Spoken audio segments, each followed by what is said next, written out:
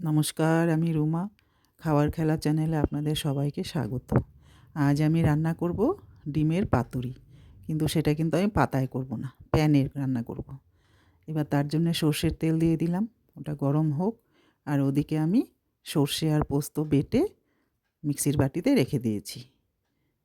আর ডিমগুলো সিদ্ধ করে আমি 2 টুকরো করে নিয়েছি। চাইলে আপনারা গোটাও করতে পারেন, কিন্তু গোটার থেকে আমার মনে হয় টুকরো করে করলে একটু বেশি টেস্টি হয়। কারণ ওই ঝোলের ঝাল, তেল, নুনগুলো একটু ঢোকে ডিমের মধ্যে। এবার যে সর্ষে পোস্তটা আমি বেটে রেখেছি তার মধ্যে একটু গুঁড়ো লঙ্কা আর হলুদ দিয়ে একটু জল দিয়ে পাতলা করে নিব। আর এদিকে তেলের মধ্যে 2টো কাঁচা লঙ্কা আর একটু কালো জিরে ফোড়ন দিয়ে দিয়েছি।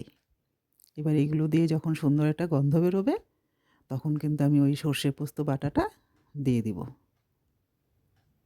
এবার মিক্সির বাটিটা ধুয়ে আর একটু জল দেব। জল দিয়ে ওই সর্ষে পোস্ত বাটাটা যে আছে দিয়েছি সেটা কিন্তু বেশ ঘন করে জাল দিয়ে ফুটিয়ে নেব। পাতুরি তো একটু ঘনই হয়, পাতলা তো হয় না। খেতে কিন্তু অসাধারণ হয়। এমনি আমরা সব সময় ডিম রান্না করি যেরকম, তার থেকে একটু অন্যরকম করে নিলে একটা অসাধারণ রেসিপি তৈরি করা যায়। এর মধ্যে আমি পরিমাণ মতো নুন দিয়ে দিয়েছি। আর এটা কিছুক্ষণ জাল দিয়ে নেব। দেখুন ঘন ঘন কিন্তু হয়ে আসছে। এবার এর মধ্যে কিন্তু আমরা ওই ডিমগুলো সাজিয়ে দিয়ে দেব। এই দেখুন বেশ ঘন হয়ে আসছে।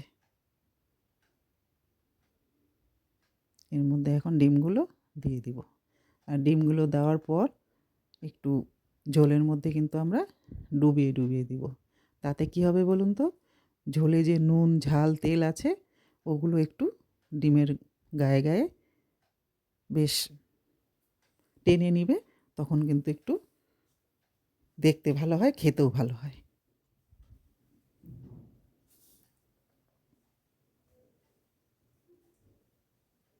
বেশ অনেকক্ষণ কিন্তু জাল দিয়ে আমি শুকিয়ে নিয়েছি। আর ওদিকে যে আমি প্যানের মধ্যে বেরেস্তা ভেজে রেখেছিলাম সেটা একটু উপর দিয়ে ছড়িয়ে দেব। তাতে দেখতে খুব ভালো লাগে। এবার 2টো কাঁচা লঙ্কা দিয়ে দিব গোটা, আর একটু কাঁচা সর্ষের তেল দিয়ে দিব। আর পাতুরিতে কাঁচা তেলের গন্ধ কিন্তু খুব অসাধারণ লাগে। খেতেও কিন্তু এই রেসিপিটা খুব টেস্টি হয়। আপনারা করে দেখবেন। আর কেমন হয়েছে সেটা আপনারা জানাবেন কমেন্টে। আমার রেসিপি কিন্তু হয়ে গেছে। দেখুন কত ভালো লাগছে দেখতে। এবার নামিয়ে আপনাদেরকে দেখাবো। অল্প করে নামিয়ে নেব একটা প্লেটে। এই দেখুন কেমন হয়েছে দেখতে বলুন আপনারা কমেন্টে। আমার রেসিপি শেষ রান্না করা। আপনারা সাথে থাকবেন, পাশে থাকবেন। আর সবাই ভালো থাকবেন, সুস্থ থাকবেন। কথা হবে পরের ভিডিওতে।